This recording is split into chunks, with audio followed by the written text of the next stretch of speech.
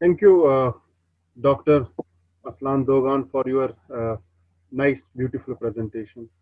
I am from Kashmir, and today is a very sad day for Kashmir because our friend and a very vocal votary of interfaith dialogue and dialogue between uh, Kashmiri Pandits and Muslims has been assassinated just now. His name was Advocate Babar Qadri. So it's with a heavy heart that I Very am here. sorry. May he rest in peace. So I don't have a question. I just have an observation, and you can just comment about that. Regarding the Ashutosh Varshney study that you quoted, I had gone through that study about communal rights because communal rights is something that I have been reading about. Asghar Ali engineer and others have done a pioneering work in this field. But related to the civic engagement that Professor Varshini talks about in context of Kashmir, we most of us in the valley we have been converts from Hinduism to Islam, and then after this conversion, a small Pandit Hindu minority survived in Kashmir. But when during the 90s, when the armed insurgency against the Indian state started in Kashmir, that Hindu minority, whether with the help of state or other such issues, they have to leave from Kashmir. So, despite having centuries of civic engagement, even we shared the same kind of cultural spaces, public spaces. Even some of our castes are same between the Kashmiri Hindus and Kashmiri Muslims, because again we are converts. Even some of the shrines and hospices were the spaces of engagement. Even Sufism developed here, indigenous kind of a strand that's known as the Rishiism that was inspired by Islam, Buddhism, and Hinduism. So, but the condition and the politics basically damaged that kind of civic engagement could not save the Pandits from leaving the valley. Whether it was orchestrated by the state or non-state actors, that's not the debate. But the debate is despite having centuries of coexistence and civic engagement, they had to leave.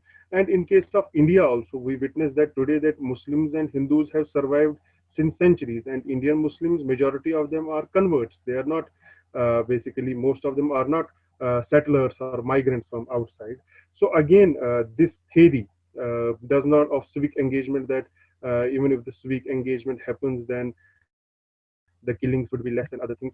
I don't find it quite pragmatic. So that's basically my comment, because populism and media and other things, they have the power and politics to divide basically the people and make them flee. And despite having centuries of mutual civic engagement and coexistence, it can't survive. So that's my observation, and you can comment on that.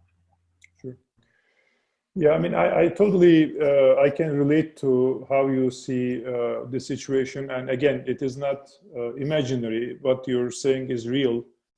Uh, my comment would be that two things. The first thing is a repetition. That is, sometimes events are influenced by factors that are beyond the local domain. Sometimes, the event in Kashmir or in a particular region will be dominated by a larger factor. I mean, we had the World War, right? We have now the pandemic, right? Pandemic is knowing no borders. It is affecting everybody, everywhere, right? So sometimes things happen that is beyond the neighborhood or the region or the community. In Kashmir, as you suggested, there have been a long time of engagement, but now everything seems to be in shambles. Does it mean it did not do any good?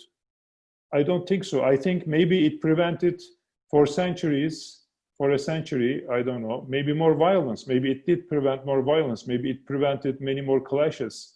So I don't think we can say it did not work. It was not sufficient to solve the problem. It was not sufficient to solve the problem in an amicable way among the communities. Another study can be done to see if it actually helped Kashmir live in relative peace within this time. That's one comment that I want to make.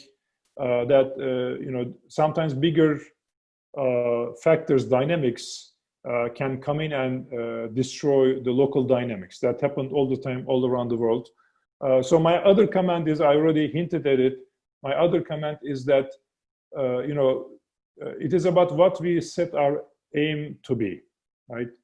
So if we set our aim to be, a peaceful resolution of the Kashmiri conflict, then we may be setting up ourselves for failure. If we set our aim as help as many Hindus and Muslims in Kashmir live as long as possible in peace, that's a different goal, right? So, rather than setting ourselves for failure by setting big goals that has political dimensions, that has to do with the whole country, maybe whole continent and international dynamics, rather than setting our sights in those goals, I would set my aim smaller. Can we help have this community live a peaceful life as long as possible? Set an example here. So you might have heard different versions of this saying. Many people said something similar. We cannot do great things, right? But we can do small things with great passion, with great compassion, with great care, with great love. So I think that's what we need to do. Thank you.